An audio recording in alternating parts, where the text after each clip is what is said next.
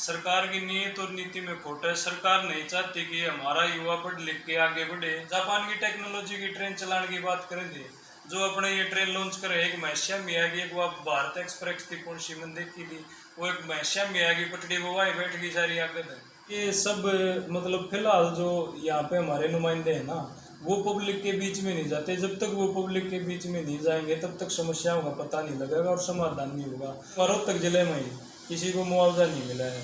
आज हर युवा बेरोजगारी से तंग है।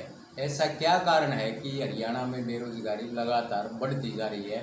सरकारों की कमी है या फिर शिक्षा की कमी है या बेरोजगार रास्ता भटक चुके हैं? नमस्कार जी भाई साहब। कृष्ण भाई, मैं आपको बताना चाहता हूँ, बेरोजगारी के ऊपर आप बात करना चाह रहे हो। बेरोजगारी सरकार की नीयत और नीति में खोट है। इसी कारण मतलब हमारा प्रदेश बेरोजगारी में पहले स्थान पर पहुंच गया। सरकार की नीयत और नीति में खोट है। सरकार नहीं चाहती कि हमारा युवा पढ़ लिख के आगे बढ़े, और पढ़ लिख के आगे बढ़ेगा तो वो रोजगार मांगेगा। सरकार के पास रोजगार बिल्कुल है नहीं। जो हमारे सरकारी स्कूल हैं, पिछले समय में अच्छी शिक्षा प्राप्त करते थे, वहाँ से बच्चे आगे बढ़ते थे। गरीब परिवार के भी बच्चे वहाँ से अच्छी शिक्षा लेते थे। अब आप भी देख रहे हो, धरातल पर सरकारी स्कूलों की तरफ सरकार का कोई ध्यान नहीं। न वहाँ पे मतलब अच्छी बिल्डिंग की सुविधा है, जो बिल्डिंगें थी वो जर्जर हो रही हैं। कहीं पर स्टाफ की कमी है। मतलब हर तरह से शिक्षा के मामले में सरकार की नीयत और नीति में खोट है।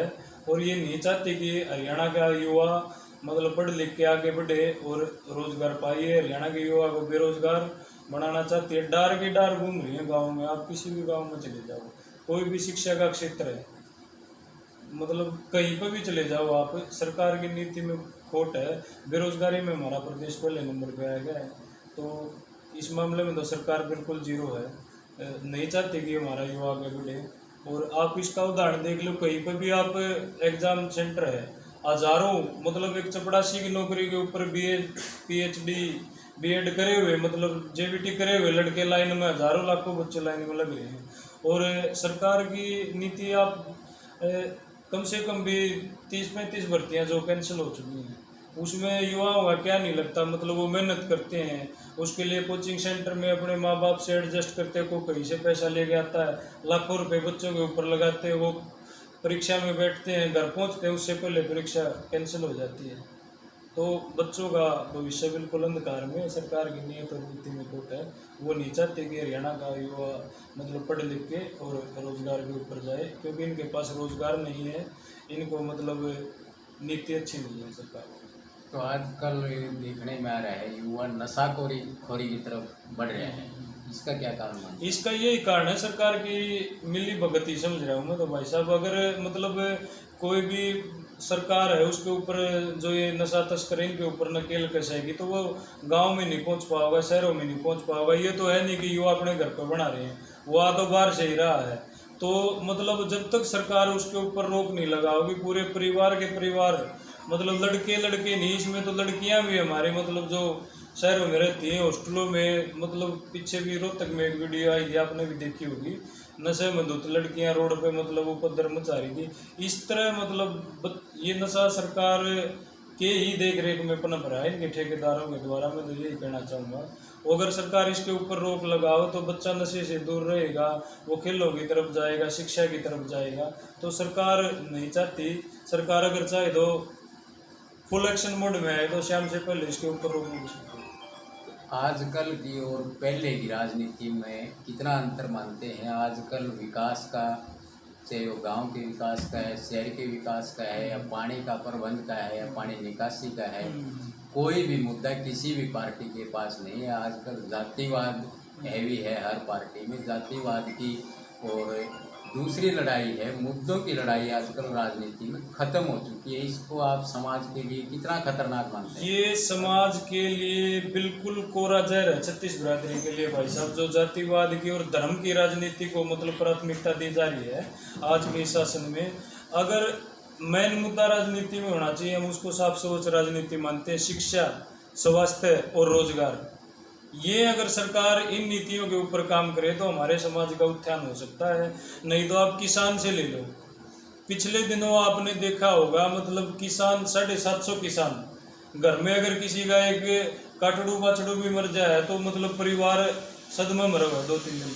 750 किसान हमारे देश के शहीद हो गए। और जो ये घमंडी राजा बना हुआ है फिलहाल हमारे देश का, इसकी नाड़ तक नहीं मतलब नीचे हुई। तो ये लोगों की मतलब लाशों के ऊपर कुर्सी डाल के बैठे एक तरह से। इनको मतलब अपनी राजनीति से, अपने झूठे राष्ट्रवाद से और धर्म जात पात की राजनीति करने से मतलब है। शिक्षा, स्वास्थ्य और रोजगार के ऊपर ये कोई राजनीति नहीं करते। एक्चुअल में जनता को क्या चाहिए? शिक्षा अच्छी चाहिए, स्वास्थ्य हॉस्पिटल की सुविधा अच्छी चाहिए, चाहे वो गांव में छोटा हॉस्पिटल है चाहे शहर में हॉस्पिटल है। मतलब ये चीज़ें धरातल पे बिल्कुल भी नहीं है। हर वर्ग इनसे आता है, मतलब परेशान है, लोगों को कुचलने का ये काम कर रहे हैं इस तरह। अगर महम चौबीसी की राजनीति की बात करें तो महम चौबीसी में 3-3 सांसद हैं, पूर्व विधायक भी हैं, सरकार का प्रतिनिधि भी है, लेकिन फिर भी महम चौबीसी में विकास के मामले में ऐसा कुछ नहीं है कि ये कह सकते हैं कि महम चौबीसी का विकास हुआ है। इसमें कहाँ कमी मानते हैं आप? इसमें जो फिलहाल हमारे नुमाइंदे हैं, मैं तो उन्हीं की कमी मानता हूँ भाई साहब। देखो, धरातल पे जो कार्य होते हैं वो पब्लिक को दिखते हैं। आज फिलहाल चाहे आप MP साहब उठा लो, राज्यसभा सांसद रामचंद्र जांगड़ा जी की उठा लो। आज से 8-7 साल पहले जब सरकार ये नहीं थी, उससे पहले शिक्षा के मामले मेरे गांव से ही लगा लो आप। मेरे गांव में लोगों ने डिमांड की कि भाई बच्चों को ITI में जाने में परेशानी होती है। आसपास के 5-7 गांव थे, उनके लिए जो उस टाइम के सांसद थे दीपेंद्र हुड्डा जी, उन्होंने ITI की सुविधा मुहैया करवाई। वो मतलब लोगों को उसकी सुविधा मिली। चाहे मोखरा में कॉलेज की बात है, चाहे मैम में मतलब पॉलिटेक्निक की बात है, तो वो जो फिलहाल संस्था है उनमें भी मतलब सुचारू रूप से सेटअप नहीं है। और मतलब जो पोस्टिंग वहाँ पे होनी चाहिए वो नहीं है, मतलब सुचारू रूप से नहीं चालू हुआ। वो जो करवाई गई थी उनके ऊपर भी गौर नहीं करी जा रही। और जो हमारे MP साहब हैं फिलहाल, मैं तो ये समझूंगा कि हमने तो दर्शन दुर्लभ हो रहे MP साहब के दिखे ही नहीं है। दिन रात का फर्क है पहले की नीति में रखवाड़ की नीति में। लोकसभा सांसद हैं यहाँ से डॉक्टर अरविंद शर्मा जी, शायद चुनाव के बाद कभी महम हल्के में आए नहीं होंगे। आप क्या मानते हैं कि इस तरह का राजनेता प्रतिनिधि हल्के का होना चाहिए? नहीं, ऐसा बिल्कुल भी नहीं होना चाहिए भाई साहब। उसमें क्या बात है, जिस तरह वो सांसद हैं हमारे रोहतक से, तो उनकी प्राथमिकता क्या है कि शिक्षा है, स्वास्थ्य है, रोजगार है। उन मुद्दों को लेके पूरे मतलब रोहतक में अग्रणीय कदम रहना चाहिए उनका, लेकिन वो बिल्कुल ही नहीं, उल्टा है, एकदम पीछे हैं। वो जनता के बीच में बिल्कुल भी नहीं जाते। मैं कोई मतलब ऐसा सुना नहीं है कि भाई उस कॉलेज को बढ़ावा दे दिया, उसमें बड़े कोर्स होने लगेंगे, या गांव में है तो वो बिल्कुल पीछे हैं। वो नहीं आए लोगों के बीच में, नहीं जो चलो जनता ने वोट दी थी वो जीत के आए थे, उम्मीद के ऊपर बिल्कुल भी वो खरे नहीं उतरे, उल्टा उसका रिजल्ट। महम हल्के की सबसे बड़ी समस्या है पीने का पानी और पानी निकासी। इससे किसान भी परेशान है और पूरे गांव के गांव परेशान है। और महम शहर की बात करें तो महम शहर में तो पीने का पानी है ही नहीं। तो भाई साहब ये सब मतलब फिलहाल जो यहाँ पे हमारे नुमाइंदे हैं ना, वो पब्लिक के बीच में नहीं जाते। जब तक वो पब्लिक के बीच में नहीं जाएंगे तब तक समस्याओं का पता नहीं लगेगा और समाधान नहीं होगा। अपना जो ये मैम के आसपास का एरिया है ज़्यादातर खेती बाड़ी के ऊपर ही निर्भर है। तो इसमें आप चाहे फरमाना बादशाहपुर की उठा लो, सामान की उठा लो, या इधर सड़क वाली बहनी से आगे मिल के आगे पानी की समस्या, उधर बड़मबागी देख लो, अजायब बरान कहीं पर भी देख लो, मतलब बुरा हाल हुआ पड़ा है। जमींदार ने तीसरी फसल होगी, वो तो जरूर रही है, बाड़ी की है चाहे धान की है, वो भी डूबी पड़ी है, उम्मीद नहीं है। जमींदार बिल्कुल मरदा जा रहा है। और रही बात बारिश के मौसम के अलावा, इन्होंने ये नहीं पता कि नहर में पानी कितने दिन में आना चाहिए, कितने दिन में नहीं आना चाहिए। और जो फिलहाल सरकार की नीति चल रही है, अब भाई ऑनलाइन वाला सिस्टम है, ये भी जमींदार का रास नहीं आ रहा बच्चा, इसमें भी जमींदार की बरान माटी है। ये तो न्यू मानना है पूरा गांव का गांव डूबा, 5-4 गांव जब कितने मुआवजा उठा हुआ है। चाहे 50 किले का नुकसान होता, 100 किले का नुकसान होता, पहले सरकार की नीतियाँ अच्छी थी अब की बदौलत, तो मुआवजा जमींदार को मिलता था, 1 महीने 2 महीने लेट मिलता था। ये मतलब पिछले 5-7 साल में देखा है कि आसपास पूरे मैं कहूँगा रोहतक जिले में ही किसी को मुआवजा नहीं मिला है। और ये नहीं है कि जमीन लोगों को 3-3 मतलब फसल होगी लिए खाली पड़े हैं, खेत पानी के भरे हुए। एक पीने के पानी की समस्या पीने के बहुत है, पानी चाहे मैं की, शहर हाँ। है या गांव है, कहीं जल घर नहीं बनाया गया, बने हैं तो उनकी मरम्मत नहीं हो रही। सबसे बड़ी समस्या पीने के पानी की है। पीने के अगर इंसान के अंदर मतलब पानी है, अपनी सबसे बड़ी जरूरत है भाई साहब, ये कोई भी मामला ला लो, पीने का पानी है।